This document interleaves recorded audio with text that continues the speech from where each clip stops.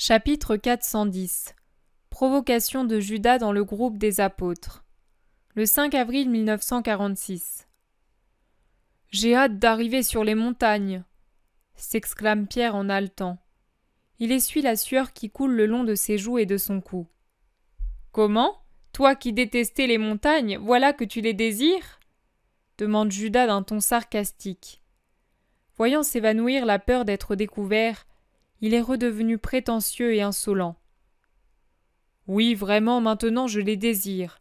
À cette saison, elles sont agréables. Jamais autant que ma mère. Elle... Ah, d'ailleurs, je ne sais pas pourquoi les champs sont plus chauds après la moisson. C'est toujours le même soleil pourtant. » Ce n'est pas qu'ils soient plus chauds, c'est qu'ils sont plus tristes et qu'on se lasse de les voir ainsi plus que lorsque les blés sont là, répond avec bon sens Matthieu. Non, Simon a raison. Ils sont insupportablement chauds après la moisson. On n'a jamais connu pareille chaleur, dit Jacques, fils de Zébédée. Jamais ? Et que fais-tu de celle que nous avons subie en allant chez Niquet ? Réplique Judas. Elle n'était pas aussi forte que celle-ci, lui répond André. Bien sûr, l'été est en avance de 40 jours et le soleil tape en conséquence, insiste Judas. C'est un fait que les chaumes dégagent plus de chaleur que les champs couverts d'épis, et cela aussi s'explique. Le soleil qui auparavant s'arrêtait à la surface des épis chauffe maintenant directement le sol nu et brûlé.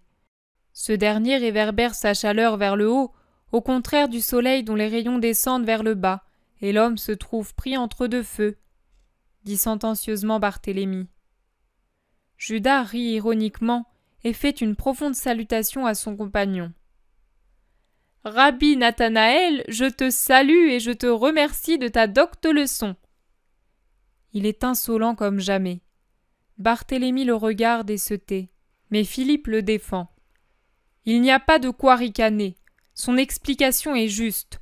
Tu ne voudrais sûrement pas nier une vérité que des millions de cerveaux de bon sens ont jugée vraie, logique, facile à constater.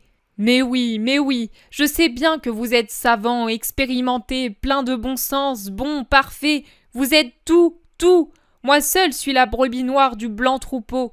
Moi seul suis l'agneau bâtard, l'opprobre qui se révèle et prend des cornes de bélier. Moi seul suis le pécheur, l'imparfait, la cause de tout mal parmi nous, en Israël, dans le monde, peut-être aussi dans les étoiles. Je n'en peux plus de voir que je suis le dernier, alors que des nullités comme ces deux imbéciles qui parlent avec le maître sont admirés comme deux oracles saints. J'en ai assez de... Écoute, mon garçon, commence à dire Pierre qui rougit davantage sous l'effort qu'il fait pour se contenir qu'à cause de la chaleur. Mais Jude l'interrompt. Tu évalues les autres selon ta propre mesure ? Cherche donc à être toi-même une nullité, comme le sont mon frère Jacques et Jean, fils de Zébédée, et il n'y aura plus d'imperfection dans le groupe des apôtres. N'ai-je pas raison ? L'imperfection, c'est moi. Ah, c'en est trop, mais c'en est... Oui, en effet, je crois que Joseph nous a fait boire trop de vin, et avec cette chaleur, cela fait mal, cela fait tourner le sang. Intervient très calmement Thomas pour changer en plaisanterie la dispute qui s'enflamme. Mais Pierre a épuisé ses ressources en patience. Serrant les dents, fermant les poings pour continuer de se dominer, il dit « Écoute, mon garçon, il n'y a qu'un conseil à te donner. Prends de la distance un moment. »« Moi ? Moi me séparer de vous ? Sur ton ordre ? Seul le maître peut me donner des ordres, et c'est à lui seul que j'obéis. Qui es-tu, toi, un pauvre ? Pécheur, ignorant, rustre, bon à rien. Tu as raison, je n'ai pas besoin de toi pour me le dire. Et devant notre Yéhové omniprésent et qui voit tout, je t'assure que je préférerais la dernière place à la première. J'affirme que je voudrais te voir toi ou tout autre à ma place, mais plutôt toi, pour que tu sois délivré du monstre de la jalousie qui te rend injuste, et n'avoir qu'à obéir, à t'obéir, mon garçon. Et sois sûr que cela me coûterait moins d'efforts que de devoir te parler en tant que premier. Mais c'est lui, le maître, qui m'a établi le premier parmi vous, et c'est à lui que je dois obéir pour commencer, à lui plus qu'à tout autre. Et toi tu dois obéir. Et avec mon bon sens de pécheur, je te dis non pas de te séparer, comme tu l'as compris en voyant du feu dans mes paroles les plus fraîches, mais de t'éloigner pour un peu de temps, de rester seul, de réfléchir. Tu te tenais bien derrière tout le monde de Béter à la vallée. Fais de même maintenant aussi. Le maître marche en tête, toi en dernier. Nous autres sommes au milieu, les nullités. Il n'y a rien de mieux que rester seul pour comprendre et se calmer. Crois-moi, cela vaut mieux pour tous, et pour toi d'abord. Il le saisit par le bras et le tire hors du groupe en ajoutant « Reste ici pendant que nous rejoignons le maître, et puis avance lentement, lentement, et tu verras passer ton orage. » Et il le plante là pour rejoindre ses compagnons qui ont avancé de quelques mètres.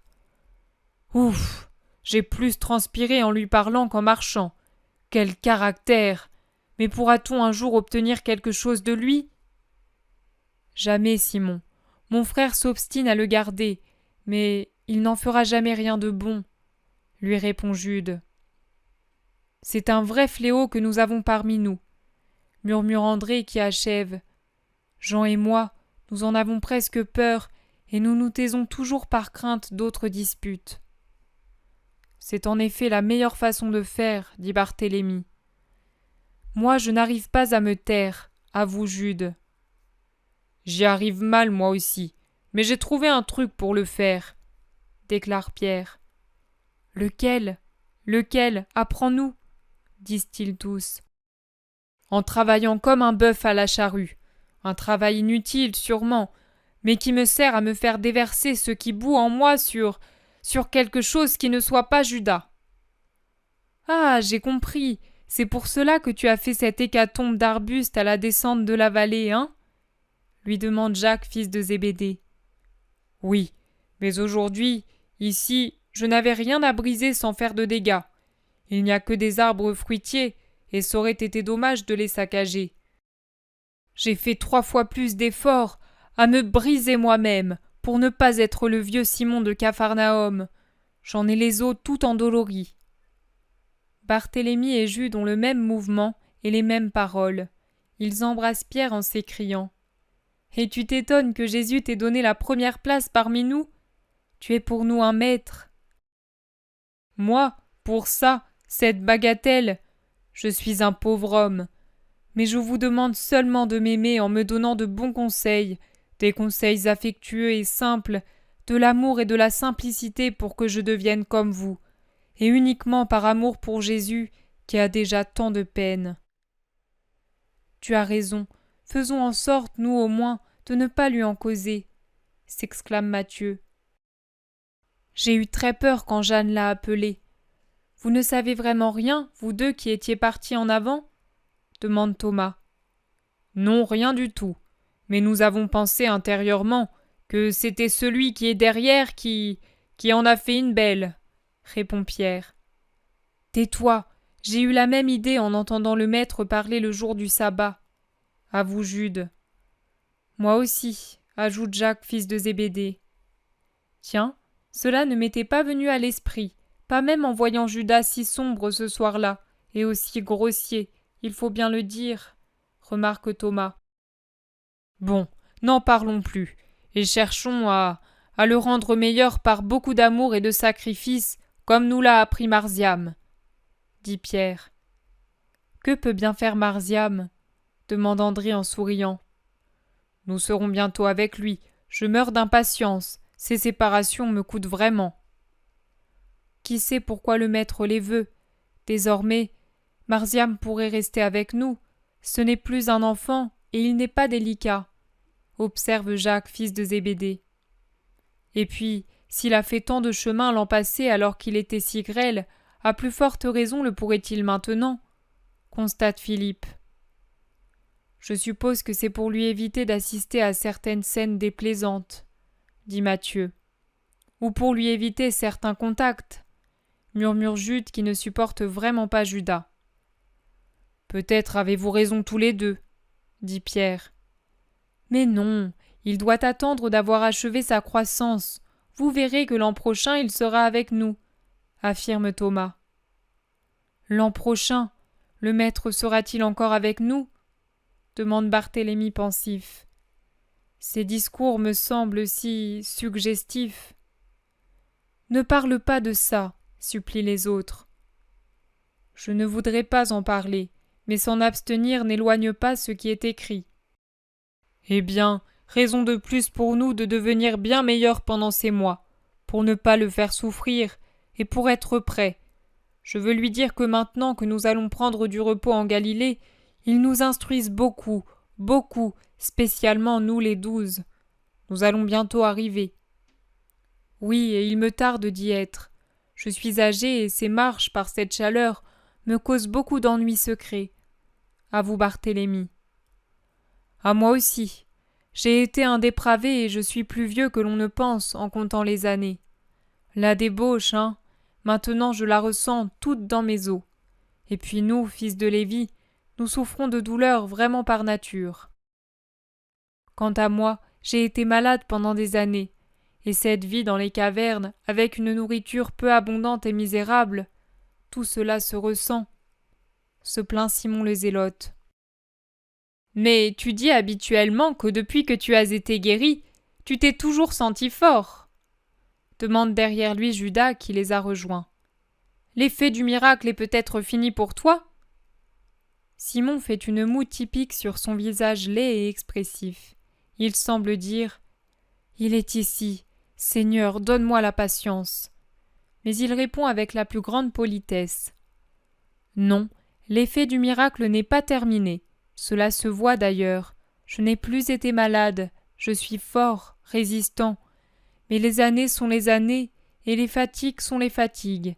Et ces chaleurs qui nous mettent en nage comme si nous étions tombés dans un fossé, puis ces nuits qu'on peut dire glaciales en comparaison de la chaleur du jour, et qui gèlent la sueur sur nous, alors que la rosée finit d'humidifier nos vêtements déjà trempés de sueur, tout cela ne me fait sûrement pas de bien.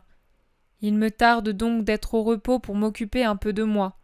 Le matin, surtout si on dort à la belle étoile, je suis tout endolori. Si je deviens complètement malade, à quoi puis-je servir? À souffrir. Jésus dit que la souffrance vaut le travail et la prière, lui répond André. D'accord, mais je préférerais le servir par l'apostolat et... Et tu es fatigué, toi aussi, avoue-le. Tu en as assez de continuer cette vie sans la perspective d'heures agréables, mais au contraire avec la probabilité de persécution et de défaite. Tu commences à réfléchir et tu risques de redevenir un proscrit, dit Judas. Je ne réfléchis à rien. Je dis seulement que je sens que je vais tomber malade. Comme il t'a guéri une fois. Judas a un rire ironique. Barthélemy sent l'imminence d'une autre prise de bec et la détourne en appelant Jésus. Maître, il n'y a rien pour nous? Tu es toujours en avant. Tu as raison, Barthélemy. Mais nous allons nous arrêter. Tu vois cette petite maison?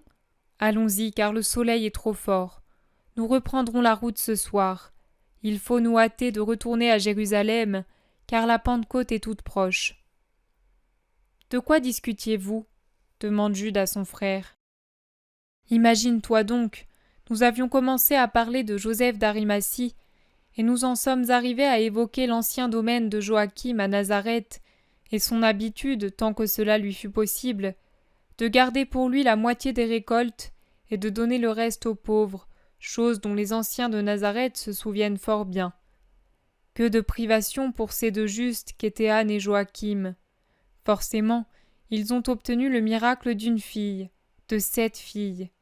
Et Jésus et moi, nous nous remémorions nos années d'enfance.